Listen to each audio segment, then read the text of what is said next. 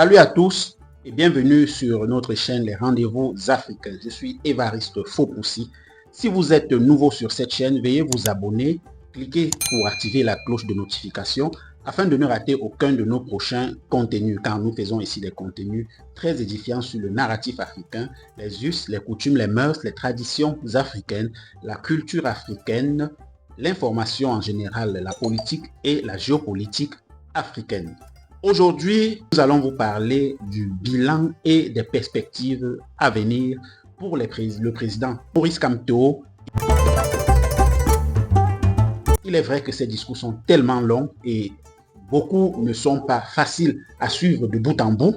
Alors, les rendez-vous africains ont pris la peine de les compiler, de sélectionner les meilleurs extraits et de venir ici en faire un résumé pour vous édifier de façon plus concrète et plus précise. Alors, asseyez-vous, prenez un cocktail, un jus, de fruits, naturels ou pas. Si vous aimez les boissons alcoolisées, prenez une bière, un whisky ou un vin rouge, un vin blanc, selon vos goûts. Installez-vous, croisez les pieds et faites comme chez vous, car là, nous allons parler des discours qui ont été prononcés au Cameroun le 31 décembre 2024. On commence. Alors, on va passer au discours du président Maurice Kamto, le professeur Maurice Kamto, président du MRC, qui, lui, a pris un discours beaucoup plus tourné vers le futur.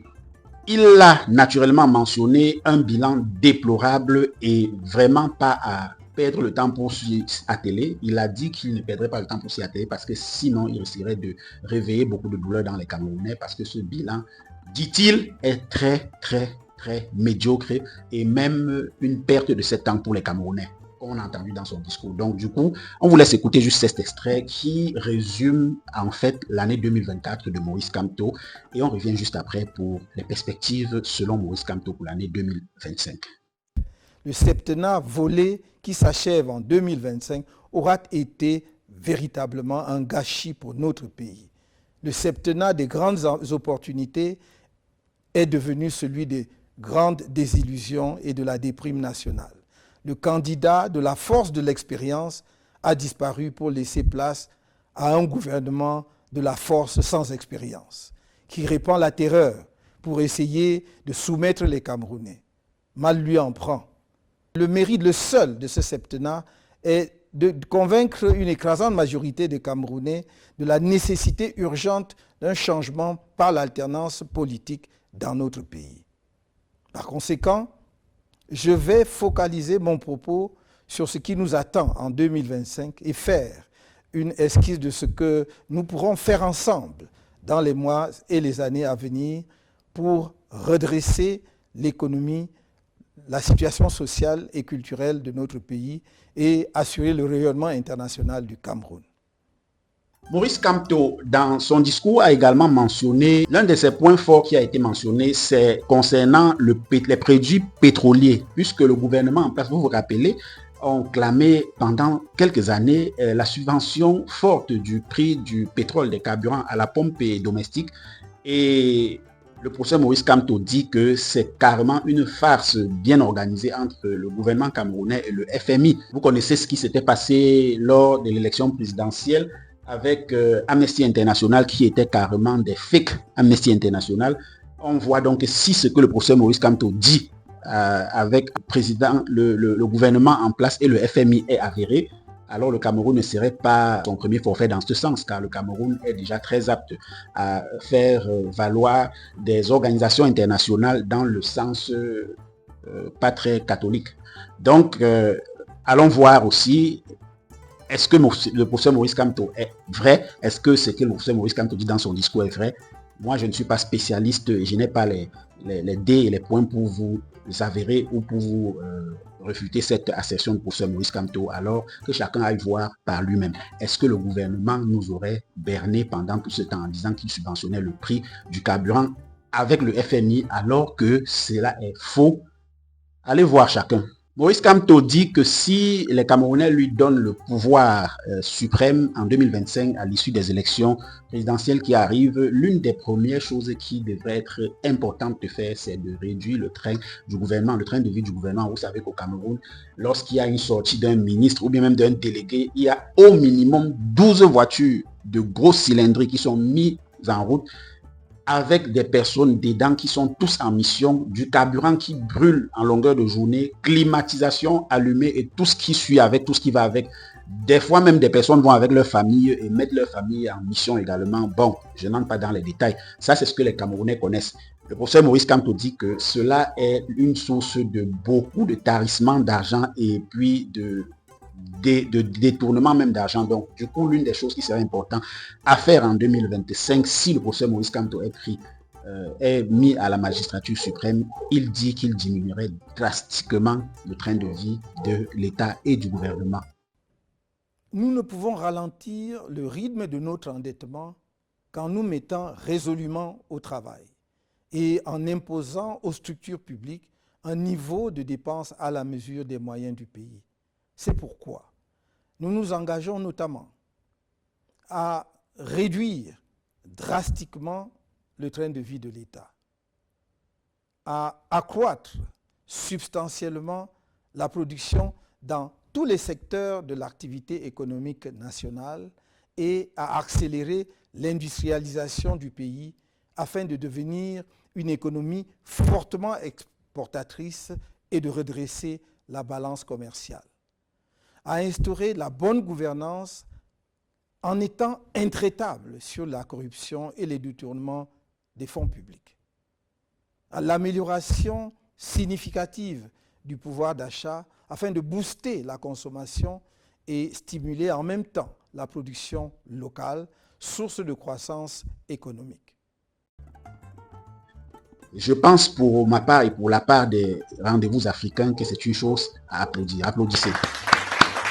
Applaudissez, applaudissez. C'est important, c'est très bien vu. Espérons que même avant cela, le président Paul Biya verrait et accepterait même déjà de réduire ce train de vie avant que le mandat ne soit à sa fin. Parce que c'est à tout moment, c'est pas seulement le professeur Maurice Kamto qui peut réduire, parce qu'il est évident, il est très très évident que les membres du gouvernement ne sont pas en train de vivre notre niveau de vie, nous les Camerounais moyens. Que les membres du gouvernement ne sont pas en train de vivre le niveau de vie des Camerounais moyens. Les membres du gouvernement sont d'ailleurs dans une autre sphère avec leur niveau de vie, avec leur train de vie. Donc il faudrait réduire. Et on ne peut pas mettre de l'argent pour le train de vie alors que les populations et même le travail qu'on est censé faire n'est pas encore fait, mais on vit déjà à un niveau très élevé. Bon, je pense que le professeur Maurice Kamto sur ce point-là a effectivement raison. Le train de vie des populations, le train de vie des populations du Cameroun n'est pas le même train de vie que le train de vie que celui du gouvernement. Et ça devrait être revu à la baisse drastique du côté des membres du gouvernement et des services publics de l'État. Maurice Kamto profite également pour annoncer qu'il sera candidat à l'élection présidentielle de 2025.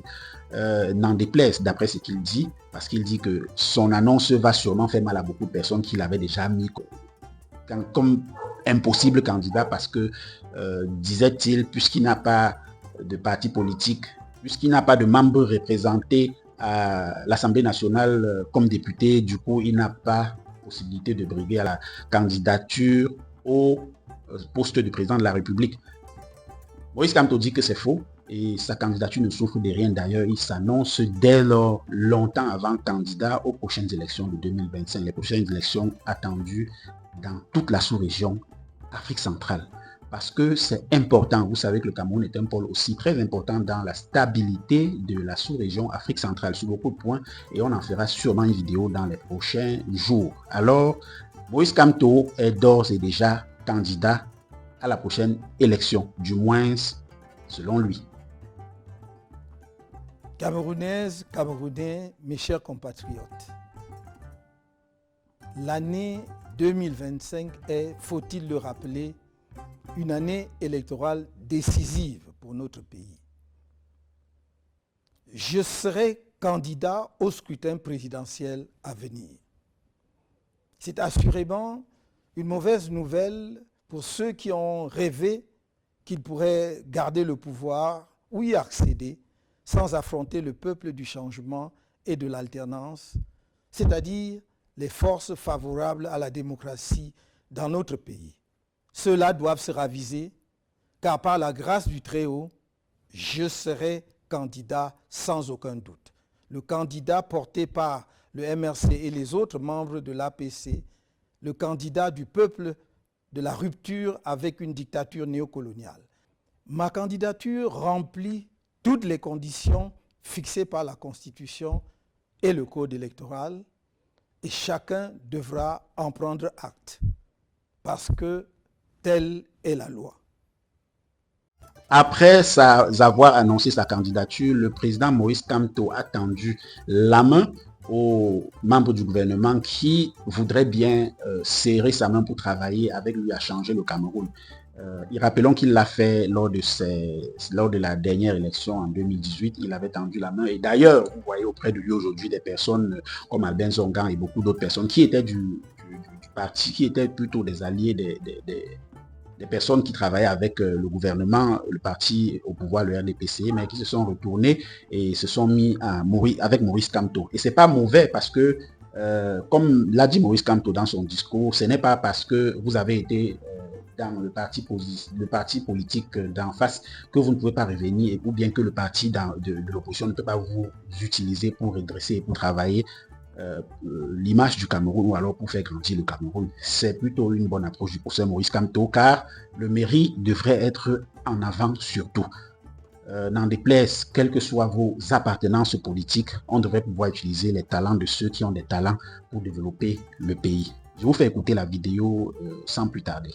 Je lance une fois de plus, comme je n'ai cessé de le faire solennellement, au moins depuis la convention du MRC de 2017, un appel en direction de mes compatriotes du RDPC, habités par le désir du changement et de sauvetage de notre pays. Je leur redis que mes bras leur restent largement ouverts. Ma conviction profonde est qu'on ne peut pas nourrir l'ambition de construire un pays en excluant du chantier national certaines de ses filles et de ses fils pour leurs choix politiques passés. Je sais qu'il y a dans les rangs du RDPC des femmes et des hommes de qualité qui, malheureusement, n'ont jamais pu exprimer la plénitude de leurs talents. J'aurais besoin d'eux pour sortir notre pays de la misère structurelle où il a été plongé, du fait des mauvais choix politiques faits au sommet de l'État depuis 42 ans. J'ai besoin de toutes les énergies pour remettre le Cameroun au travail, dans l'ordre et la discipline, afin de réaliser le progrès partagé de toutes les populations et son rayonnement international. Et pour terminer, Maurice Kamto, du moins de façon très polie, il a dit que les membres du régime du MRC, je veux dire, ne laisseraient plus idem les persécutions de ses membres. Parce que vous vous rappelez qu'en 2018, les membres du MRC ont subi beaucoup d'exactions, beaucoup de persécutions. Et beaucoup ont été emprisonnés. Jusqu'aujourd'hui, certains sont encore en prison. Maurice Kamto mentionne cela et dit que cette année ne sera pas comme cette autre année-là. Et il termine son discours en disant que le MRC jouera la musique que le gouvernement décidera de lancer. Donc si le gouvernement lance le Bensikin, on va danser le Bensikin. Si le gouvernement danse le Samali, on va danser le Samali. Si le gouvernement décide de lancer le slow, le zouk, miel, on va zouker miel. On lance un peu de zouk miel et on va zouker miel. Bon. Alors, si le gouvernement décide donc de lancer des musiques de révolution, je pense que le professeur Maurice Kamto était en train de dire qu'effectivement, il danserait des musiques au rythme de la musique de la révolution.